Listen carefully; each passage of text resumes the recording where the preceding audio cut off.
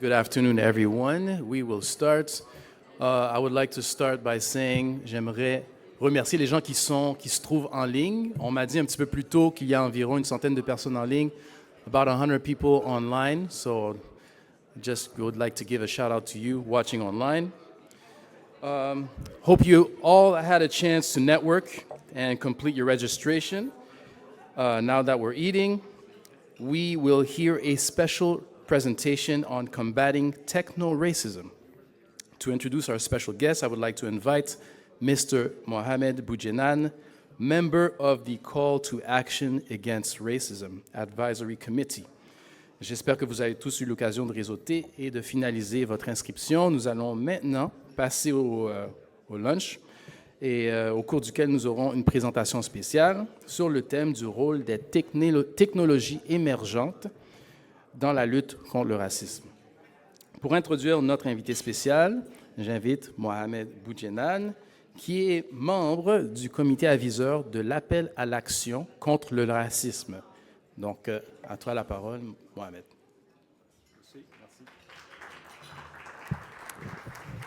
Merci tout le monde. Et puis, je suis sincèrement très enthousiaste à l'idée de présenter le prochain conférencier. C'est quelqu'un qui a un parcours assez atypique, unique. Ça me rapproche un peu de lui parce qu'on est issu de la même région du monde. On est maghrébin, il est tunisien, je suis d'origine marocaine. Et puis Hosni Zouali est un exemple certainement pour beaucoup de minorités raciales, mais c'est aussi quelqu'un qui est devenu un modèle d'entrepreneuriat, de persévérance dans le domaine de l'éducation. Alors je vais tout rapidement lire sa biographie, un peu en anglais aussi. Hosni Zouali, known as Hus, is an African entrepreneur and educator who rose from impoverished neighborhood in Africa, Tunisia and France, to teach at Stanford University in Silicon Valley. Overcoming a childhood marked by violence and discrimination, he found his way through education, earning degrees in engineering, business and international development. Alors Hosni a fondé notamment plusieurs entreprises, Adaptica, Voila Learning, Connected End Labs, des entreprises qui développent des solutions éducatives numériques et innovent avec des campus virtuels et des incubateurs dans le métavers dans plusieurs pays, la France, les États-Unis, le Canada, mais aussi la Somalie, Haïti et la Tunisie. Depuis, il a vendu Adaptica et fondé le Silicon Valley VC Bootcamp, un consortium d'investisseurs en capital risque. Hosni has also played a vital role in the Canadian community, providing over 1,200 French-speaking newcomers with their first work experience as tutors. Today, he continues to influence global education, notably as a lecturer at Stanford University on artificial intelligence and metaverse. Please help me welcome Hosni. Bienvenue à Hosni.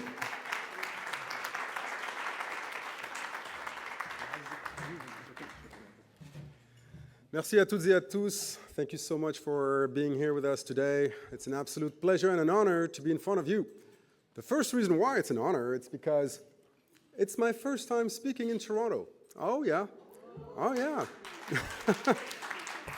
Oh, please, the round of applause goes to her team, La Passerelle IDE. That's those who had the idea. I've been invited to speak in Saudi Arabia, in Kigali, in Rwanda, in the USA, in France, going back to France next month. But Toronto? Never. So I was like, what's going on? So I called my friend Drake, and I was like, buddy, what's going on with the Six? I'm kidding. He's not my friend. I mean, I don't know him. I mean, who am I? Maybe a little correction on my origin. C'est parce que c'est la première fois que je vais le dire ici et que je ne vais pas me faire siffler. La dernière fois, je rencontrais l'ambassadeur tunisien et je lui avais dit que j'étais africain avant d'être tunisien. Il a failli me tuer. Donc je vais le dire aujourd'hui, et c'est peut-être la première fois où je ne vais pas me faire siffler. I am African first and Tunisian later. La Tunisie n'est qu'un petit quartier riche d'Afrique. Un privilégié, d'ailleurs plus très riche maintenant. Mais bon, je suis forcément fier de d'où je viens, c'est clair, mais il faut remettre les choses dans leur contexte. Ces frontières ont été tracées, elles ne sont pas là pour nous diviser. Alors, On a énormément de travail ensemble. J'ai besoin de vos oreilles, de vos yeux. Continuez à manger, mais tombez pas dans les pommes, s'il vous plaît. On va parler de deux choses. On va parler de tech and subconscious discrimination. Et je mets l'accent sur le mot subconscious. Parce que la plupart des discriminations qui se passent dans notre monde aujourd'hui, j'en suis victime de temps en temps, sont subconscientes. Ça ne veut pas dire que les gens sont racistes, mais c'est qu'il y a des caractères ou des comportements qui sont subconscients, et on va en parler. Et ensuite, on va parler de l'intelligence artificielle et comment se positionner là-dessus. Donc, il y a deux aspects de ma présentation, et donc ça va aller un petit peu vite parce qu'on n'a pas beaucoup de temps. Très rapidement, je pense que la perspective que je vous donne, elle est double. La première, c'est une perspective entrepreneuriale parce que, comme on l'avait expliqué tout à l'heure, je gère, maintenant je vais gérer 3 compagnies, mais je ne suis plus aussi jeune que ça, donc j'ai le bénéfice de l'âge. Et cette perspective entrepreneuriale, je pense qu'elle est importante. Vous n'êtes pas là en fait pour écouter un prof d'université, quoi qu'il n'y a rien de, there's nothing wrong with that. Mais je pense que cette dualité entre la perspective entrepreneuriale et la perspective académique, elle est intéressante. Et je vous avoue que la majorité de ce que je vais vous dire aujourd'hui, c'est aussi la contribution de plein d'autres mondes, surtout dans la Silicon Valley et autour de Stanford, qui m'ont beaucoup aidé à faire ça. Alors, à l'université Stanford, je facilite plusieurs cours, dont il y en a un qui me fait très rire en fait, qui s'appelle Entrepreneurship in Frontier Markets. That's how Silicon Valley calls Africa, frontier markets. It sounds like a little bit like Star Trek, you know. That's the frontier market. Mais à l'université, j'ai aussi créé ce qu'on appelle le VC Bootcamp. VC, pour ceux qui ne sont pas au courant, c'est Venture Capital, c'est le capital risque. C'est ce qui finance toutes les innovations dans n'importe quel pays ou écosystème d'innovation. Sans cet argent d'investisseurs, il n'y a pas d'innovation.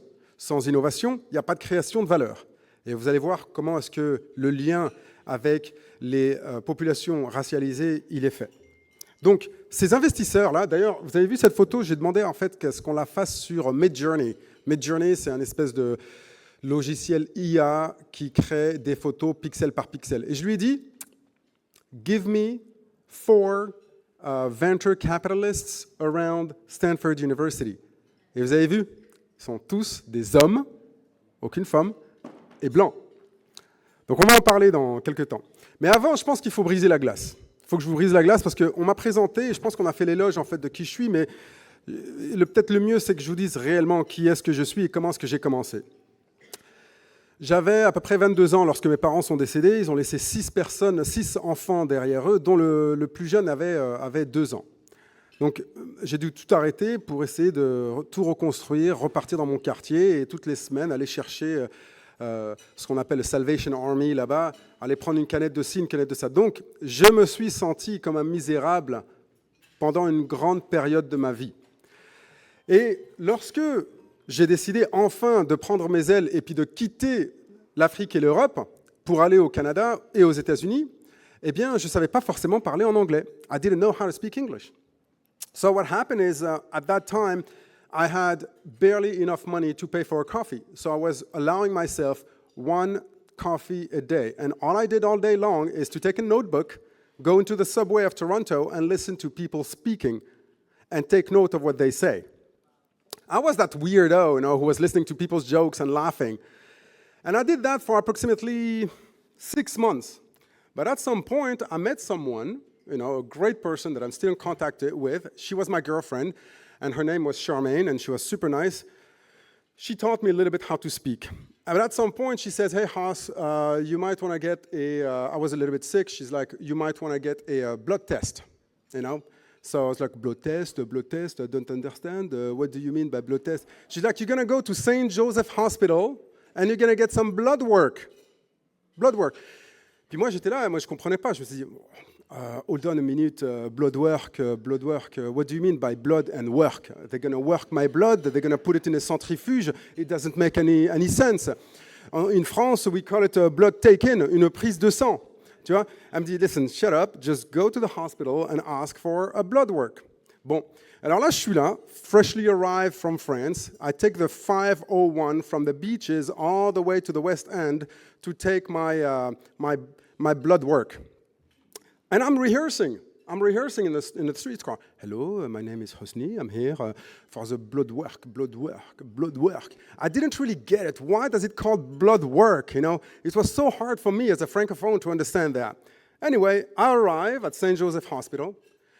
I see the big statue of the Virgin Mary, and I'm like, okay, let's do it.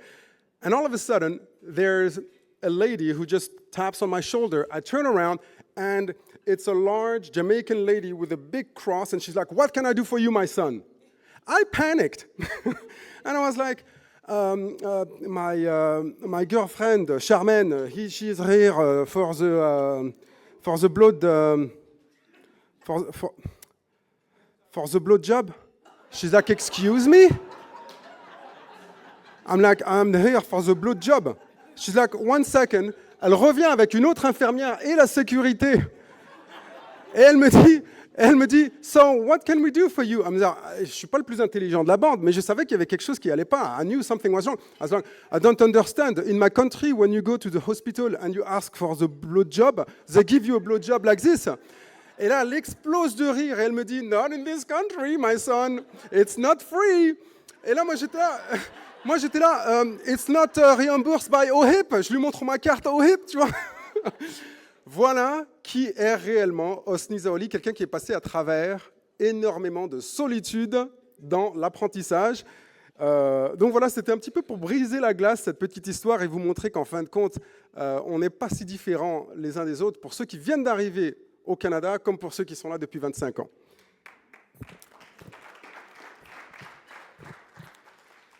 Toutes les photos et les images que j'ai utilisées aujourd'hui, je les ai créées via... Enfin, c'est pas moi qui les ai créées, elles ont toutes été faites par l'intelligence artificielle. Donc parfois, il y a un petit peu de décalage. Je vais vous parler plus sérieusement d'une étude qu'une collègue à moi a faite qui s'appelle Erin Reeves.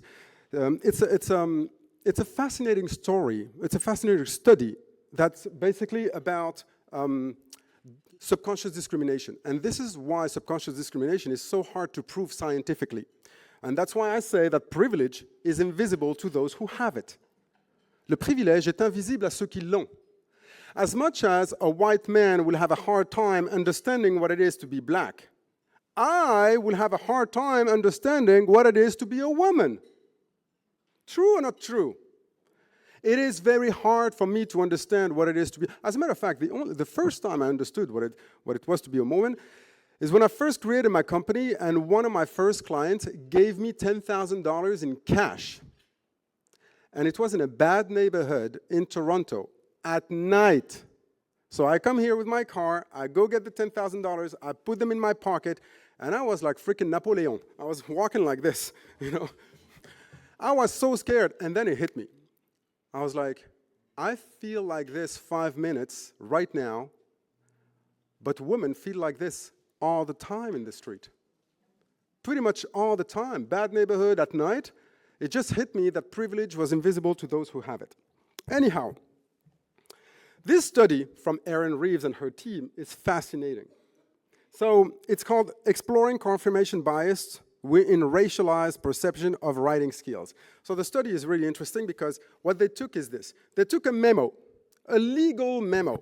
You know, it's a memo written by a lawyer. It's a memo. And they injected 22 mistakes. 22 mistakes. Spelling mistakes, legal mistakes, grammar mistakes, 22. All right, you follow me? They took that memo, that same memo, and they gave it to 60 senior lawyers or judges. And they said, please, judges and lawyers, give some feedback on this memo. Tell me if it's good or not. Except there were 60 lawyers, 60 senior lawyers and judges. Except for 30 of them, we gave them the resume of the hypothetical person who wrote that memo. And we said, it's John Smith, Caucasian. Same study, went to New York University, did this, did that, but his name is John Smith, Caucasian. And the other one, everything is the same, went to NYU, the whole shebang, John Smith, African American. 30 lawyers and 30 lawyers. So, basically, the same memo with the same 22 mistakes averaged lower under the hypothetical African American than the actual Caucasian. It's the same memo. For the Caucasian, you can read, generally good work, but needs work on X, Y, and Z.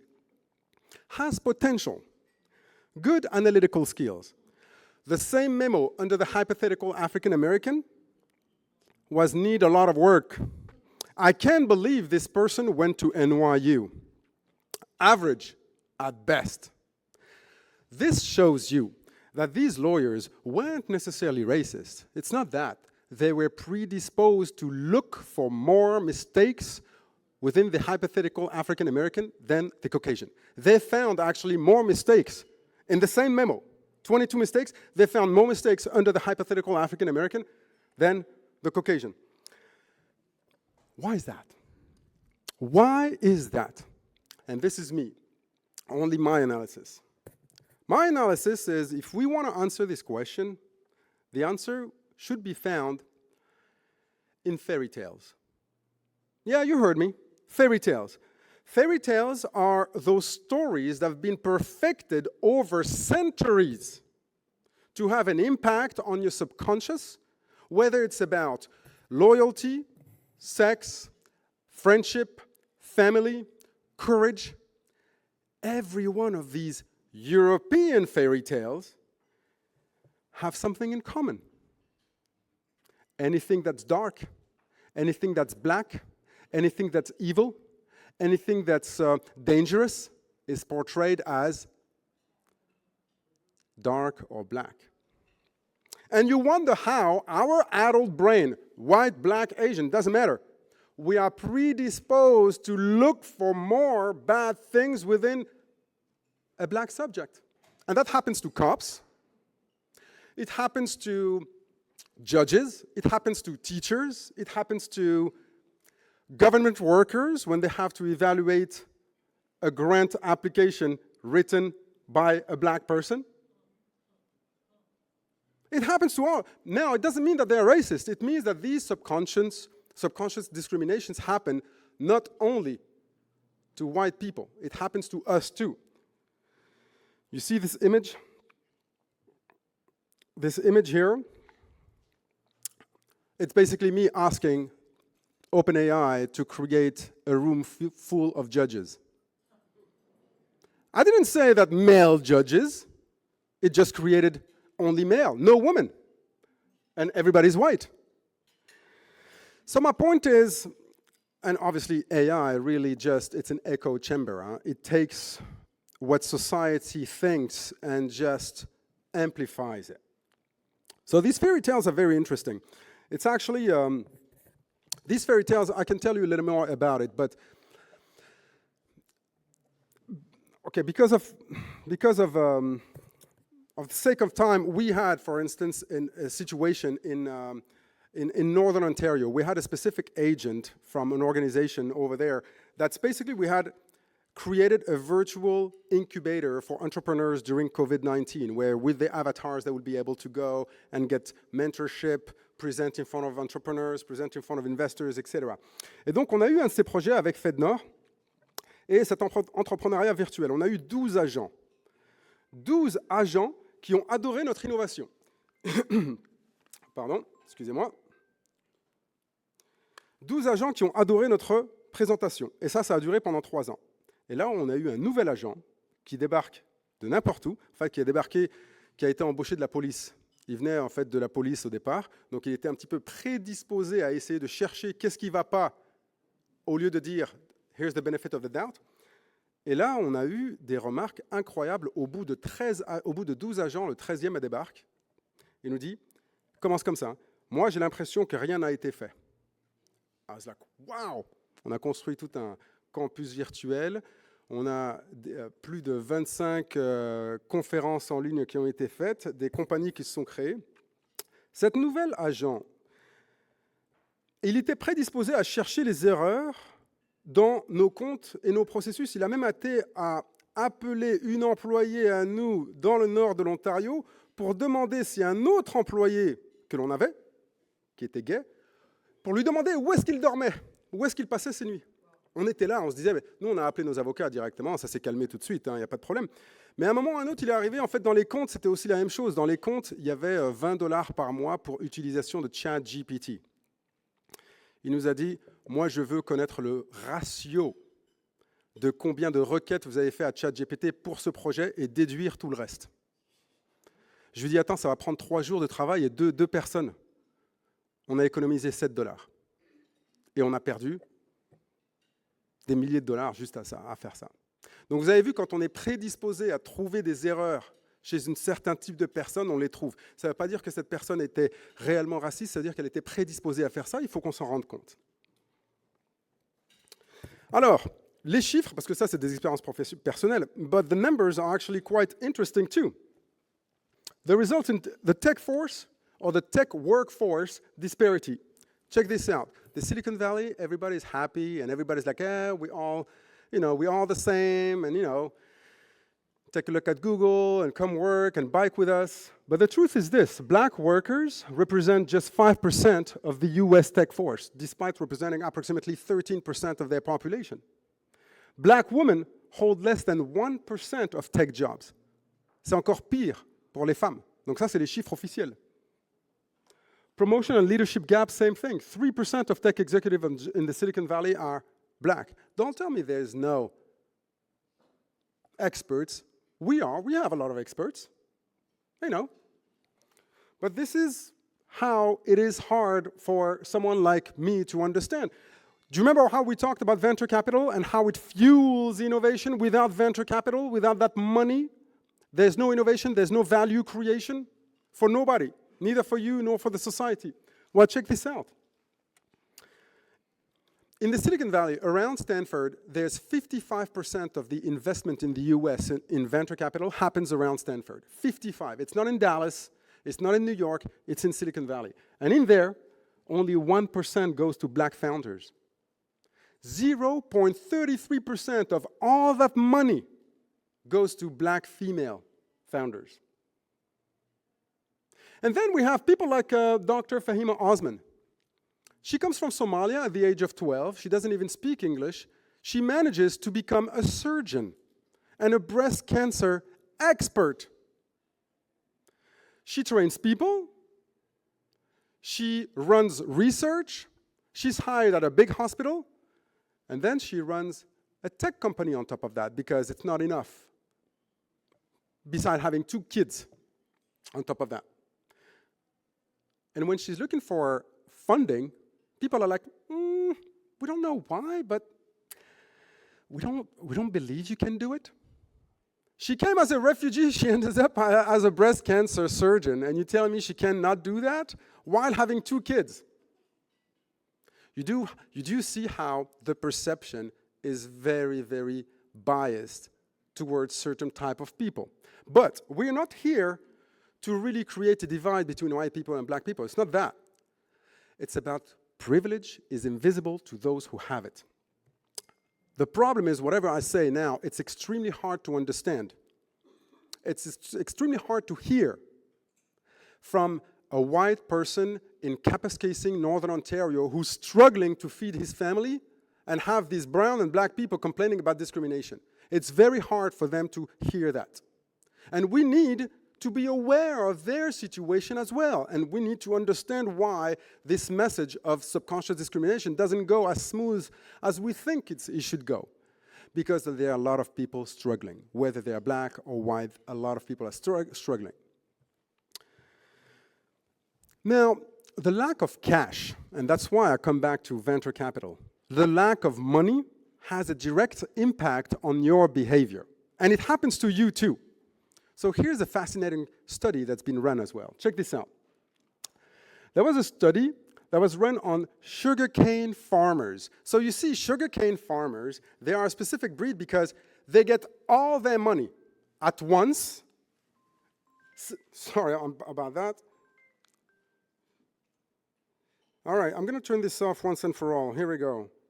So sugarcane farmers, they get all their money at once every 6 months. So technically, once a year, they are very rich, and half of the year, they are super poor. Does it make sense? Okay. So here's what happens. People have run some IQ tests prior to them getting paid and after getting paid. The farmer's IQ scored much worse before the harvest, so before they get paid, than after. And the effect of living in poverty corresponds to losing 14 points on the IQ. The same person, you test their IQ before they get the money, the IQ is super low. After they get the money, the IQ is 14 points higher. People behave differently when they experience lack of money, lack of time, lack of freedom.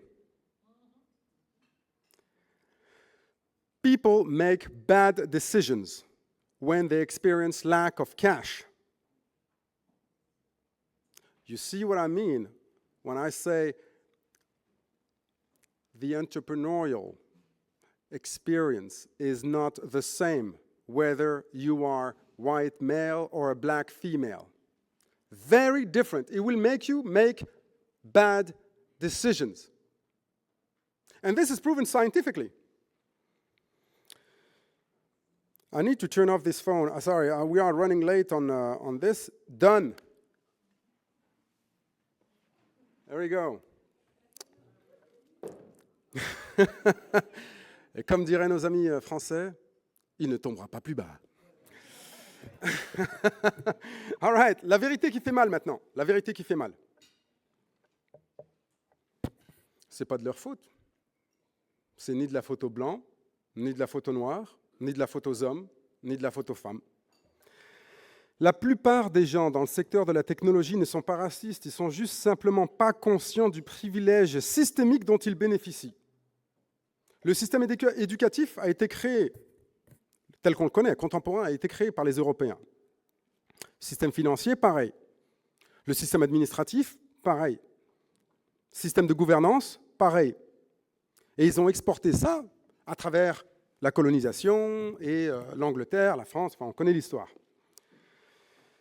Si les minorités, parce qu'en fait, il y a beaucoup de gens qui viennent me voir et qui me disent « Ouais, mais how come ?» Parce que enfin, ce qu'on a oublié de préciser, c'est que je travaille aussi comme conseiller spécial à la Banque africaine de développement. Donc à la Banque africaine de développement, je suis amené à visiter plusieurs pays en Afrique et généralement, dans la Silicon Valley, on me pose la question « Mais Osni, pourquoi est-ce qu'en Afrique, ils ne créent pas leur Boeing, leur Airbus, leur grosse compagnie pharmaceutique ?» La vérité, elle est très simple.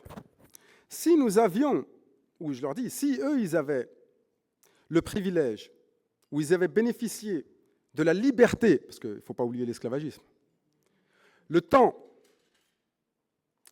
l'argent, ils auraient aussi construit leur propre modèle de gouvernance, d'écosystème de sciences et d'industrie. Mais tout ça leur a été pris. Ils étaient dans un état d'urgence permanente pendant des siècles. Pendant des siècles, it's a constant state of emergency. That state of emergency doesn't leave you a lot of room to think about science. All you need to think about is how can I put food on the table? Survival. Ça a été mon cas, it was my case, pour mes petits frères et mes petites sœurs quand on a perdu nos parents. And it's the case of millions of people. White, black, African, European, American, a lot of people are living in poverty. This is a really strange time in the world. But things are, sometimes life is slightly harder for some people than others. Why? Because this systemic privilege. Comment est-ce qu'on en est arrivé là? How did we get there?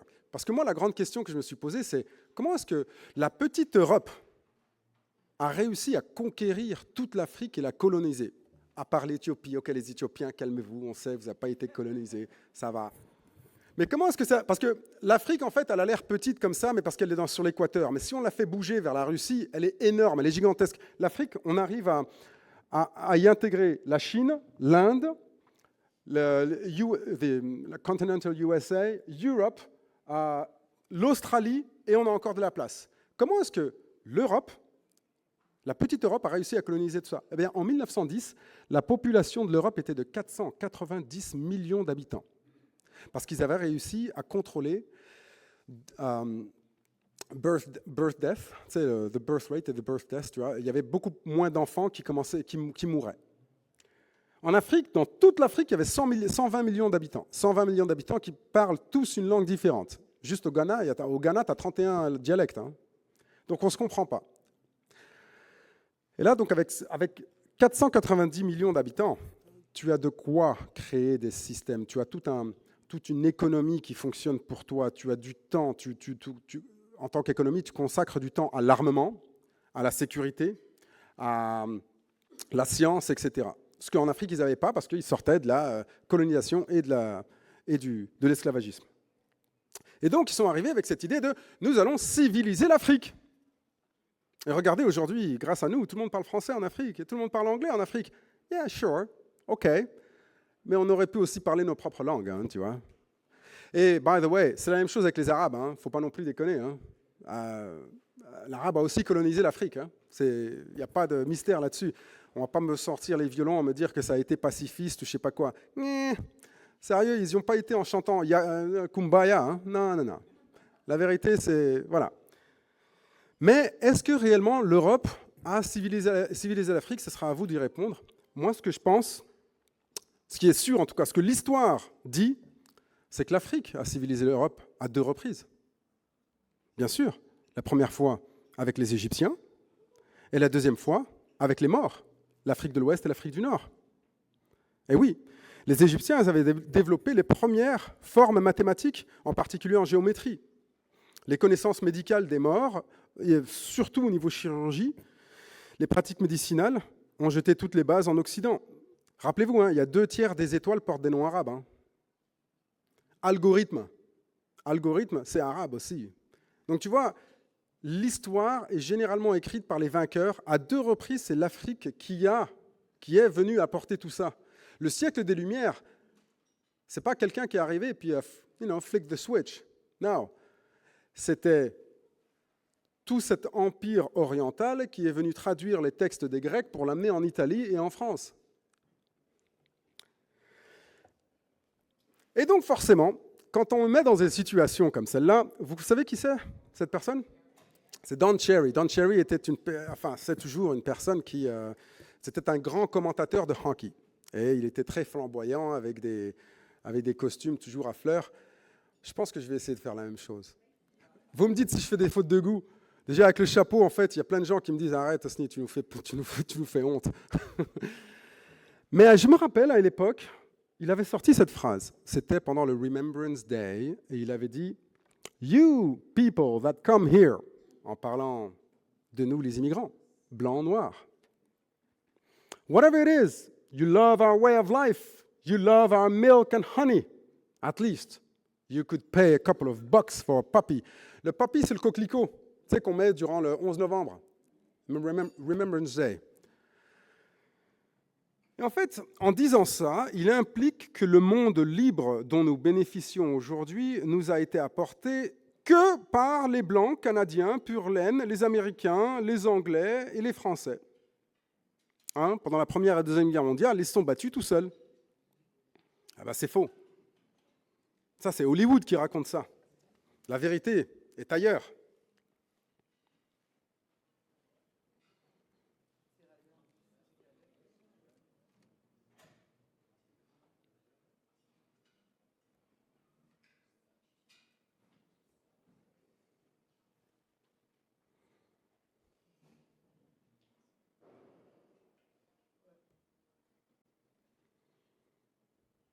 Il y a eu cette étude qui avait été faite par Libération qui disait « Pourquoi n'y a-t-il presque pas de noirs sur les photos de la Libération ?» Heureusement, les Français ont commencé à faire un super bon travail de mémoire. Et honnêtement, il faut leur rendre hommage. Ils ont rapporté des photos de libération de villages en France où les libérateurs, les soldats, étaient tous blancs. Sauf qu'ils avaient des costumes militaires, enfin des uniformes militaires très larges. Et en fait, ils montraient maintenant toutes les photos où on a demandé à ces tirailleurs sénégalais, à cette armée d'Afrique, les Marocains, les Algériens, d'enlever leurs uniformes et de les donner aux villageois qui étaient là pour blanchiser l'histoire. Les Français commencent à faire un très très bon travail là-dessus et puis dire rendons hommage à ces gens qui se sont battus. La vérité, c'est que à Hollywood, tous les ans, on a un film sur la Seconde Guerre mondiale et à chaque fois, ils ont un Oscar, magnifique. Mais l'histoire, elle est racontée juste d'un seul angle. La vérité, c'est que la Seconde Guerre mondiale a été gagnée aussi grâce aux Russes. Vous savez, il y a eu combien de morts? Chinois, il y a eu 20 millions de morts chinois pendant la Seconde Guerre mondiale. Personne n'en parle. Ils se sont battus contre les Japonais, ils ont eu 20 millions de morts. Personne n'en parle. Ah ouais, parce que maintenant, les Chinois commencent à en parler parce qu'ils ont une puissance économique et puis ils ont aussi une star system. Alors du coup, notre ami Don Cherry, moi, chaque 11 novembre, je lui réponds d'une manière très simple, avec un poppy sur lequel un coquelicot embelli d'un point noir. Et les gens me demandent, mais pourquoi ce point noir? Je leur dis, c'est pour se rappeler de la contribution de l'Afrique à ce monde libre que l'on célèbre aujourd'hui. Nos ancêtres se sont battus pour écrire noir sur blanc les bases d'un monde libre en Occident. Nous faisons partie de la photo de famille. On n'a pas créé tout ça tout seul. Ce sont nos ancêtres, y compris mon grand-père. Mon grand-père a été décoré pour faire sauter des ponts pour que les nazis ne passent pas.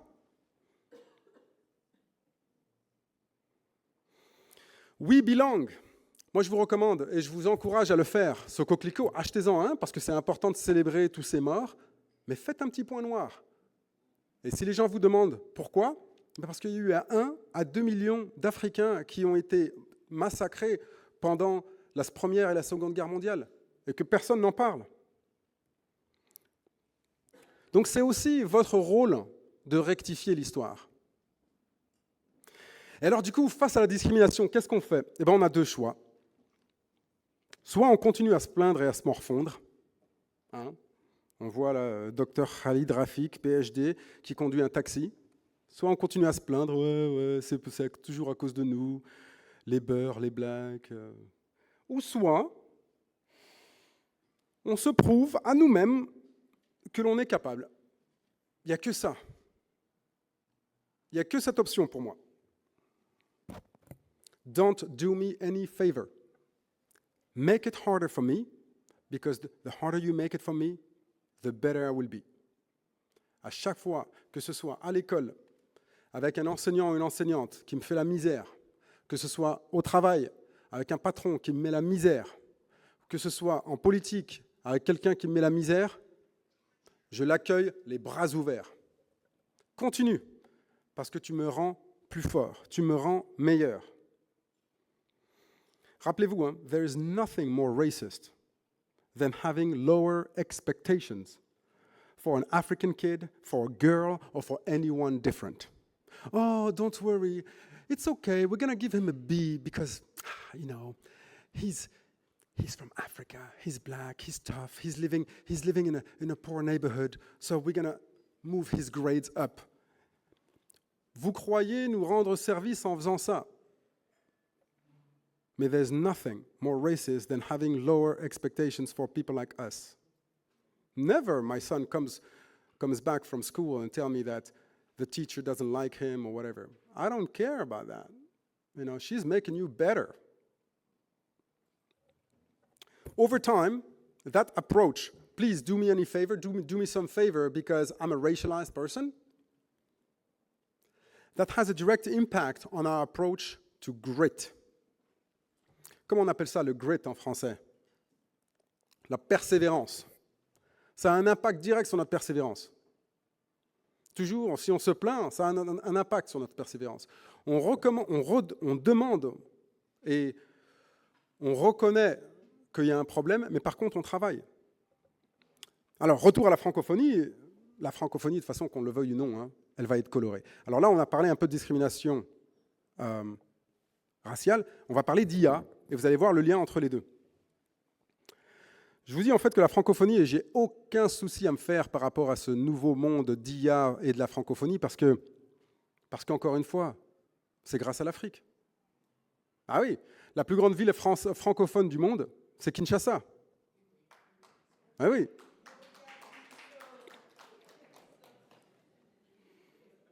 Le français sera parlé par plus de 800 millions d'habitants. Ce n'est pas grâce à nous, les Franco-Ontariens. On est 800 000. C'est grâce aux Africains. L'avenir de la francophonie au Canada, elle est aussi colorée et elle est entre les mains des Africains. Le problème aujourd'hui, ce que je vois, c'est que dans les postes décisionnels, il n'y a pas beaucoup de gens qui nous représentent. Et je ne dis pas ça que pour les francophones, hein. C'est aussi le cas pour les anglophones. Je vais me faire tirer dessus et je me tire peut-être une balle dans le pied, mais Bank Development of Canada, qui eux donnent de l'argent à tous les fonds de capital risque au Canada, dans leur board of directors, il y a une femme, que des hommes blancs. Tout le reste. Et il n'y a aucun problème s'ils sont justes, mais je pense qu'en mettant juste des hommes blancs, peut-être une seule femme, à ce board, vous ne donnez pas la perspective de la société canadienne et ce qu'elle veut. On est vu comme des gens qui n'arrêtent pas de se plaindre. Alors qu'on est en train de porter un énorme sac sur le dos et en train de courir un marathon, les gens nous regardent en disant « Mais qu'est-ce qu'ils ont? Pourquoi ils ne vont pas plus vite ?»« Ouais, mais j'ai un sac sur le dos. » Mais non, tu n'as pas de sac sur le dos, arrête. La société est juste. Allez, je vais vous parler du métavers et de l'intelligence artificielle, parce que ça, c'est super important pour ce qui arrive. Alors, comme je vous ai dit, je vais vous donner deux perspectives. La première, elle est entrepreneuriale, et la deuxième, elle est académique. Alors, j'aurais trop aimé avoir un micro pour me balader, parce que du coup, je suis un petit peu comme ça, là, tu vois. Ça va être fait, super. Surtout parce que je casse tout, en fait, regardez. Voilà. Il y a un scientifique, en 1979, il a créé une étude où il a classifié tous les animaux, enfin beaucoup d'animaux, par efficience. Qui sait ce que c'est que l'efficience? L'efficience, c'est un peu comme, enfin c'est différent de l'efficacité, mais c'est en gros combien d'énergie est-ce que cet animal consomme pour parcourir 100 km? Allô, allô.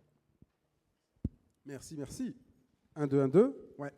Et donc, l'efficience, c'est la capacité à parcourir 100 km avec un certain montant d'énergie. Vous m'entendez bien? Bon. Ok. Il y en a qui paniquent avec ce téléphone. Et donc, il a classifié un petit peu plusieurs animaux par rapport à leur efficience. Tout en bas, on avait l'éléphant, parce que l'éléphant est grand et gros, et donc du coup, il consomme énormément d'énergie pour se déplacer. Et tout en haut, nous avions l'albatros. Pourquoi l'albatros? Parce qu'il a des ailes de 3 mètres, et que dans son environnement, qui est l'océan, il arrive à planer. Et donc, du coup, il consomme beaucoup moins d'énergie pour parcourir 100 km. L'humain, lui, était au milieu de cette liste. Vous me suivez? C'est là où les scientifiques ils ont eu une meilleure idée. Ils ont dit, on va faire exactement la même étude, ça c'était en 1979, hein. Mais ce qu'on va faire, c'est qu'on va donner un vélo à l'humain. En donnant un vélo à l'humain, l'humain est arrivé premier sur cette chaîne de l'efficience. L'humain a été l'animal le plus efficient du monde grâce au vélo. Mesdames et messieurs, l'intelligence artificielle, ce n'est que le vélo de l'esprit. Pensez à ça comme ça. Le problème, ce n'est pas vos enfants. Le problème, ce n'est pas nos grands-parents. Eux, c'est fini. Ils ne sont plus sur le marché du travail. Nos enfants, je ne me fais pas de soucis. Ils vont y arriver. Le problème, c'est nous, là, dans cette salle. Nous sommes passés d'un système qui nous a appris à courir. Admettons que notre carrière, ce soit un marathon. 42 ans, 42 km. Vous me suivez? Eh bien, pendant cette carrière, on nous a appris à lire, à écrire, les tables de multiplication. Vous vous rappelez les tables de multiplication? Alors, à quelle horreur? Alors, 7 x 8, allez. Ah, je suis impressionné là. Parce que moi, généralement, il y a un petit flottement en fait quand je demande 7 x 8. Parce que les gens, attends, 42, 40 quoi? Ouais, les anciens, ils ont passé 900 heures dessus. Attends, 900 heures par an, forcément. Tu vois? En parlant d'efficience, 900 heures. Imagine tout ce que tu aurais pu faire en 900 heures. Ils ont appris, tu vois? Enfin, Ce que je veux dire par là, c'est que le système éducatif dont on a hérité, il nous a appris à lire, à écrire, les tables de multiplication, il nous a appris les produits scalaires, il nous a appris des trucs qui, à l'époque, étaient très importantes. C'est un peu comme si on nous avait appris à courir pendant un marathon. Et on court. Et imaginez au 27e kilomètre, il y a quelque chose qui se passe. Donc le marathon, c'est 42 kilomètres, et au 27e kilomètre, c'est un petit peu ce qui se passe aujourd'hui. Il y a quelqu'un qui arrive et qui dit « Mesdames et messieurs, vous avez des vélos à côté, vous pouvez les utiliser pour terminer la course. Les vélos sont gratuits. » Vous avez toujours ceux qui vont dire « Non, non, mais attends, moi j'ai appris à courir, je continue à courir. » Et vous avez d'autres qui disent « Moi je ne sais pas trop vraiment faire du vélo, mais courir ça me fait chier, je vais utiliser un vélo et je vais y aller. » Écoutez, mesdames et messieurs, c'est très simple. Si vous n'utilisez pas le vélo, mais je m'en fiche que vous soyez Kényan, vous ne gagnerez pas cette course. C'est aussi simple que ça. Et donc, il y a une énorme transformation, une métamorphose des attentes dont on a besoin pour le futur. Pendant que vous êtes en train de courir et puis on continue à apprendre à vos enfants les compétences d'hier et non pas les compétences de demain, pendant que vous êtes en train de courir pendant ce marathon, voilà ce qui se passe.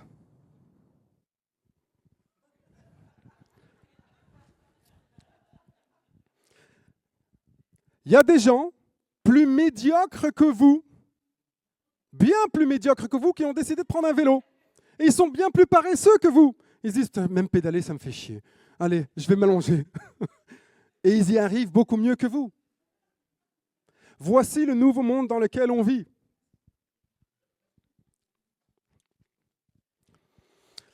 Alors, on m'a dit qu'il ne reste plus énormément de temps, mais je voulais faire une petite démonstration très rapidement. 15 minutes, j'ai réfléchi. On ne va pas passer du temps sur la démonstration, mais je vais partager avec vous les slides plus tard. Voici pour moi les 60 outils IA qu'il faudra utiliser aujourd'hui. Aujourd'hui, pourquoi? Parce que dans 3 mois, si vous me réinvitez, tous ces outils seront presque obsolètes. Pas tous, mais beaucoup. Je vais les partager avec vous. Et donc, du coup, quand on parle de IA, d'intelligence artificielle, il y a un grand poète qui a dit quelque chose un jour, que je vais reprendre ici. Il a dit « Do or do not, there is no try ». C'est Yoda.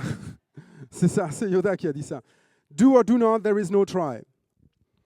Le problème, c'est un problème de visibilité dans le monde. On ne peut améliorer que ce que l'on arrive à mesurer. Aujourd'hui, l'humain ne mesure pas grand-chose. L'IA peut presque tout mesurer, tout le temps. Vu qu'il ne reste pas énormément de temps, je vais devoir avancer sur quelques slides.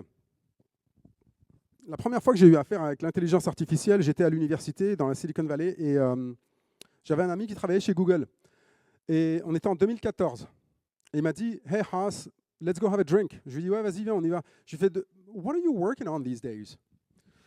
Et là, il me dit « Well, at Google right now, we are working on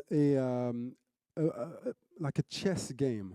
Un jeu d'échecs. Je lui dis, putain, vous n'avez rien à faire à Google, quoi. De quoi tu me parles, un jeu d'échecs? Il me dit, non, on est en train de créer un algorithme qui est supposé aller sur le web pour apprendre à jouer aux échecs. On est en 2014, je lui ai dit, good luck, whatever.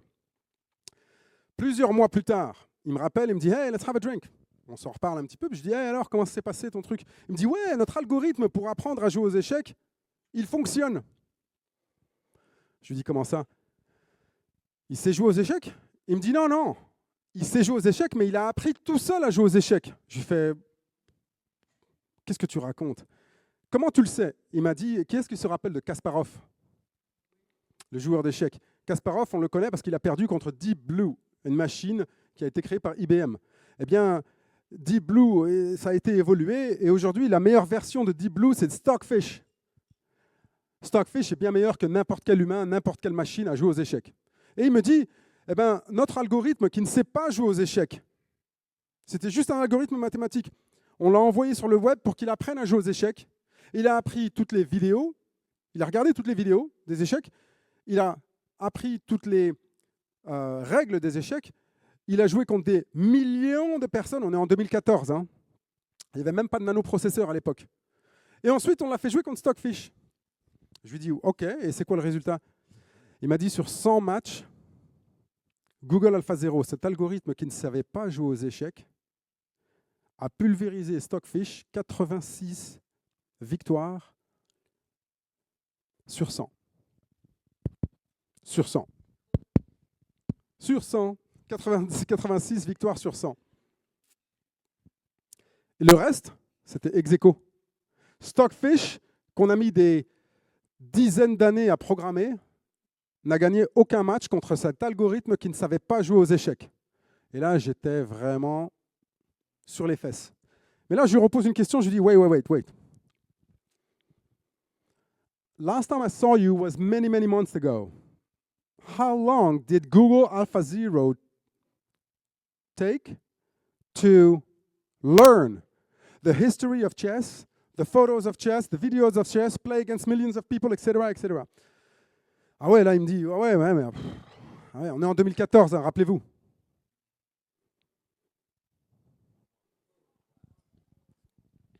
4 heures.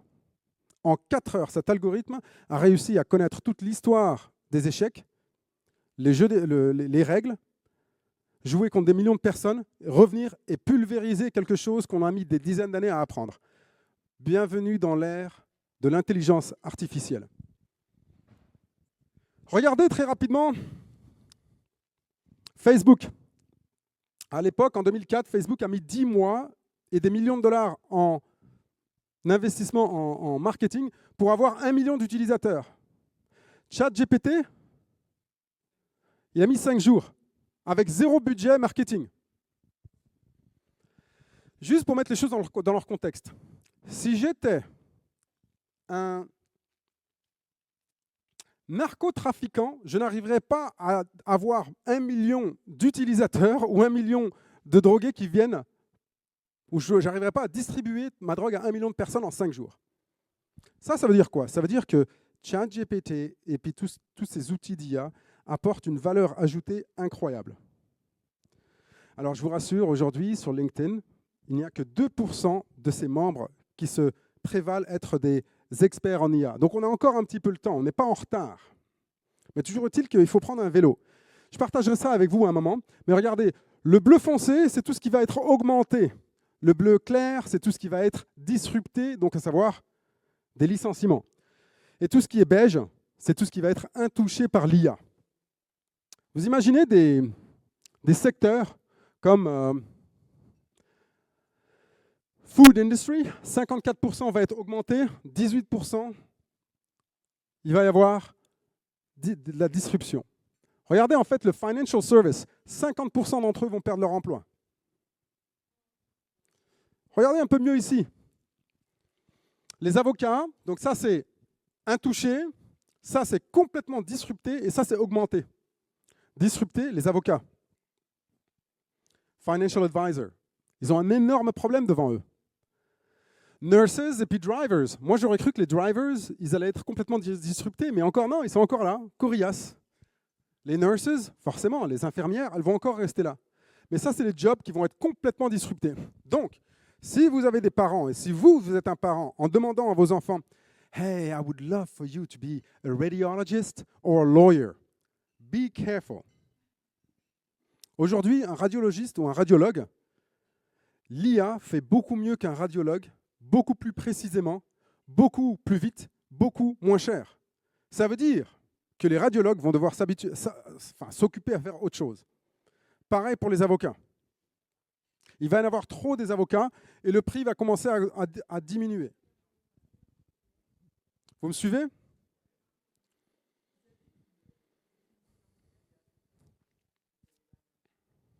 Alors l'IA, officiellement, c'est la capacité à une machine à apprendre et à réfléchir et à penser. Mais la vérité, c'est que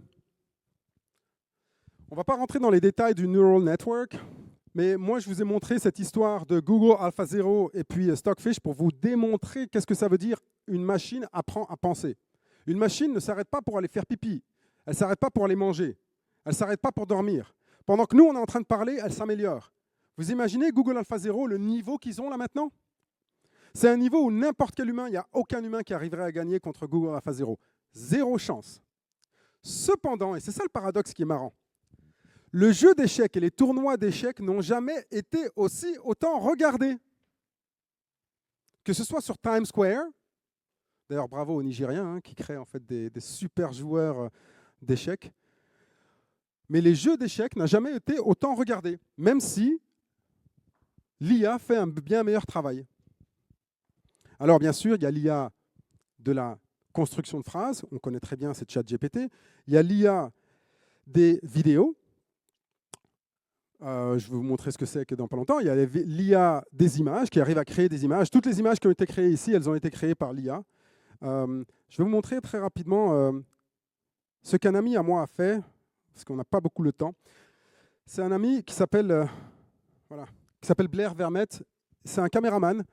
Et ce caméraman, il est venu me voir et me dit « Haas, j'ai dû virer 2 personnes parce qu'il n'y a plus de boulot. L'IA prend du... » On a été manger ensemble et je lui ai dit, après le dîner, je lui ai dit « Il faut que tu t'y mettes, il faut que tu prennes le vélo. » Pendant 36 heures, il a fait que ça. Pendant 36 heures, il n'a fait que de travailler sur son vélo. Enfin, sur son vélo, sur son ordinateur, pour essayer de comprendre ce que c'est que l'IA. Et ensuite, sa femme m'a appelé, elle me dit « Haas, what did you tell him? He hasn't slept for over a day. » Je vais vous montrer en fait ce que Blair Vermette a réussi à faire. Tac. Hop, LinkedIn. D'ailleurs, rajoutez-moi sur LinkedIn si vous voulez rester en contact, ça me ferait toujours plaisir de vous avoir. Blair. Alors Blair, il a répondu à comment dire, Blair Vermette, à une compétition lancée par Adidas qui... OK, just leave. Please, leave. Thank you.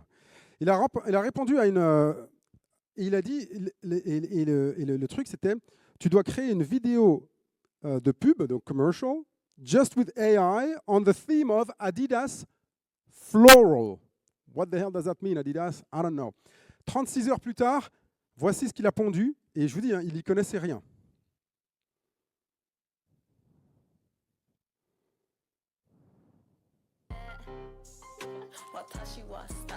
Tout ce que vous voyez là, c'est tout en IA. Tout est de l'IA. Ces personnes n'ont pas existé, il n'y a rien qui est fait en...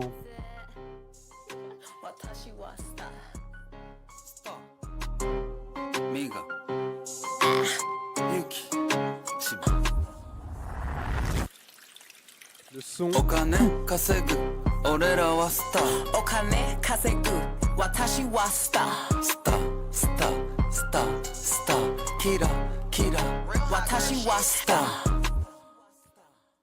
Tout a été fait par l'IA. Ces personnes n'ont jamais existé.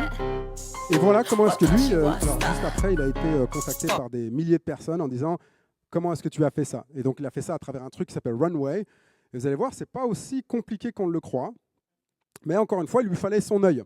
Et donc, cette adaptation est cruciale pour le futur. Elle est cruciale pour vos enfants. Si vous avez des enfants qui viennent voir vous et qui disent « Dad, Mom, can I use ChatGPT ?» Faites attention de leur dire, si vous leur dites non, faites attention à quoi vous les exposez. Demain, tout le monde utilisera ces outils. C'est au milieu éducatif de s'adapter. Ce n'est pas au futur de s'adapter. Je vais vous donner, en fait, comme je vous ai dit, en fait, il y a quelques exemples, mais aussi une dernière, peut-être... vous savez, il y a un ami à moi qui m'a expliqué les histoires des réfrigérateurs. He told me that refrigeration, at the beginning, companies that created refrigerators, they created a lot of value. Why? Well, because without fridges, all your food goes bad. But at the beginning, the price tag was so high that not a lot of people were able to pay for a fridge. So only big companies, and they were charging premium to all these big companies. So they were creating a lot of value, and they were capturing a lot of value. Valeur, création de valeur et capture de valeur. But over time, les Sud-Coréens se sont mis à faire des frigos. Les Français se sont mis à faire des frigos. les Canadiens se sont mis à faire des frigos. Et le prix des frigos a commencé à baisser. Le frigidaire ou le frigo continuait à créer énormément de valeur, mais le prix commençait à baisser énormément, donc il ne capturait qu'un tout petit peu de cette valeur. Ma question pour vous, c'est qui a capturé le reste de la valeur créée par le réfrigérateur? Oui, Coca-Cola. Coca-Cola n'a pas changé sa formule depuis 100 ans. Ils ont juste surfé sur la valeur créée par le réfrigérateur. C'est exactement ce qui est en train de se passer pour l'IA. Regardez. Ça, c'est le prix des appliances, donc réfrigérateurs y compris, au fil des décennies. Et ça, c'est le prix du Coca. Et regardez, 1970, là où les réfrigérateurs ont commencé à être démocratisés. Tout le monde commençait à avoir un réfrigérateur. Le prix du Coca a commencé à monter. Il n'y a rien qui a changé, ni la bouteille, ni la formule. L'IA, c'est exactement la même chose. Les modèles d'apprentissage automatique tels qu'on les connaît aujourd'hui, c'est comme le réfrigérateur. Moi, ce que je veux savoir, c'est qui sera le Coca-Cola de demain. Et le Coca-Cola de demain, à mon avis, il y en aura beaucoup qui vont être créés en Europe. Excuse-moi.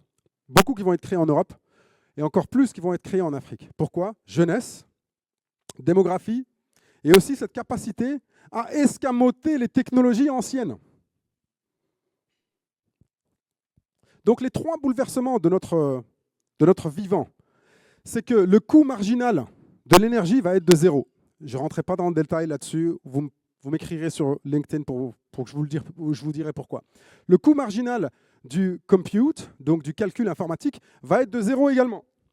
Pourquoi? Parce que ça va être un peu comme les réfrigérateurs. Aujourd'hui, créer des chats GPT, ça coûte énormément cher. Mais dans 10 ans, 20 ans, tout le monde va pouvoir se procurer son propre machine learning. Et le troisième, c'est la croissance démographique de l'Afrique et le ralentissement démographique global va créer un énorme shift vers ce tsunami de la jeunesse. Vous me suivez? On va avancer un peu plus rapidement. On a combien de temps? C'est bon? Bon, très bien. Écoutez, j'avais encore plusieurs choses à vous dire, mais on pourra rentrer en fait dans les détails une autre fois, si vous voulez. Merci infiniment.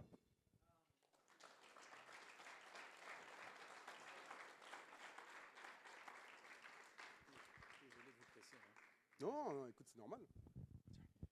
Privilege is invisible to those who have it. Le privilège est invisible pour ceux qui en bénéficient. C'est solide comme citation pour ceux qui les aiment. J'invite Mohamed Boudjenad à dire quelques mots. Ben, écoute, on aurait pu passer la journée à t'écouter. C'était incroyable. Je pense que c'est juste peut-être le type de l'iceberg.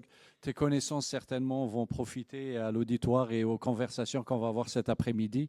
On a un petit souvenir pour toi, mais écoute, c'est la première fois que tu parles à Toronto. Ça ne sera pas la dernière fois. Je te garantis qu'on t'invitera encore une fois. Merci pour tout. Est-ce qu'on a un peu de temps pour une photo? D'accord. Allez, la photo.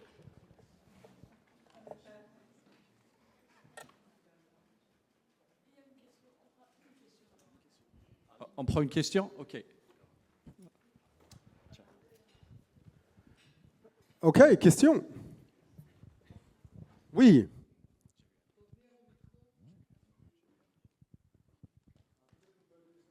Voilà, c'est bon, elle en a. Merci.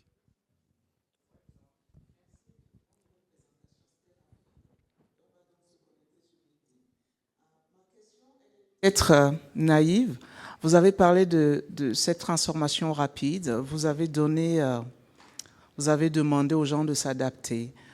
Qu'en est-il des politiciens? Vous avez dit certains métiers vont disparaître. Qu'en est-il des politiciens qui doivent faire réglementer? Doit-on réglementer ou doit-on laisser champ libre à tout ce développement? Avez-vous une idée?